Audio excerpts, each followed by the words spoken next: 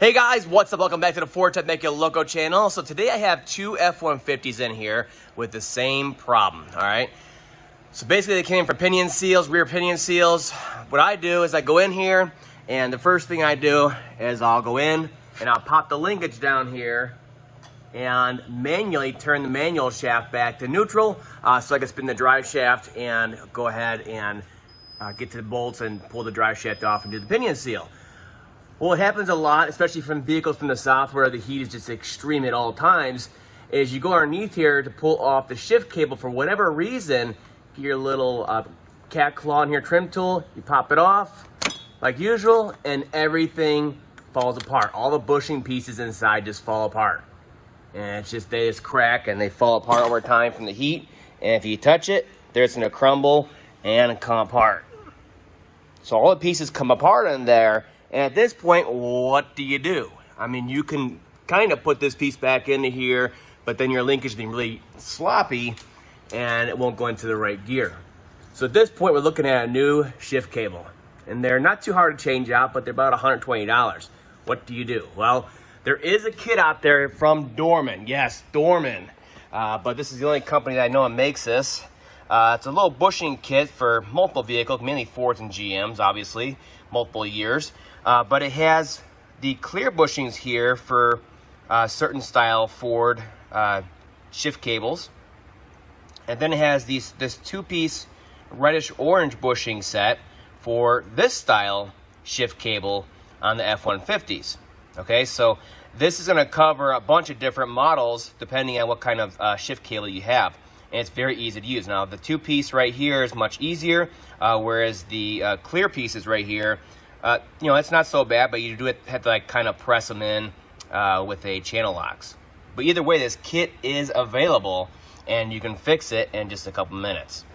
What's nice is the kit actually includes some basic instructions. So you see right here, the two-piece orange reddish one right here is shown. Basically, you put them together, pop them through, and it's fixed. Whereas a clear bushing style, they're pressed into the shift cable. So some of the Fords use a shift cable that looks just like this. And they're using a C-clamp here, but I just use a channel locks, kind of get centered over there, squeeze, and it pops right in, and the shift cable is fixed. No need to replace it. So what we're going to do now is demonstrate how to put this one in. But like I said, this one's basically the same thing, but it's a one-piecer, and you simply press it into there, and it goes right in. All right, so let's go try it out. These actually work extremely well. So what we're going to do now is just kind of get you up in here. I'll zoom in so you guys can see what's going on. All right, so the first thing you want to do is make sure the pieces from the old bushing are completely removed. A lot of times it leaves like a circle piece inside of there, half of it anyway. You want to make sure it's out of there. Otherwise, take your new bushing and we can go ahead and pop it onto there. It goes right in the center. It'll actually pop through on the other side there and hold. All right. And then all you got to do is take your new piece right here and pop it into there, just like that. And then you bring it up, you line it up with your new, with your manual shaft on here, and then you press it on until it pops onto there, and it's fixed. Now, most of them go that easy. Some, like this one right here, I mean, it's on there and it'll hold, but it may, you know, if you put some force on it, it may pop, all right? That does happen from time to time. What you can do, if you still have it, is take the centerpiece out and use your original Ford one. A lot of times, they're A-okay. Same thing, pop it in. And that piece I just took out, that's the one that's actually, you know, clipping on to the manual shaft. See, there you go. It's much stronger now.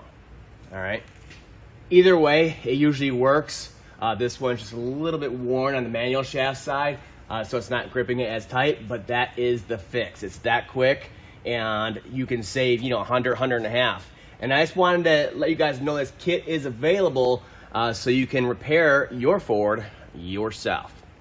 I'll see you next time, guys.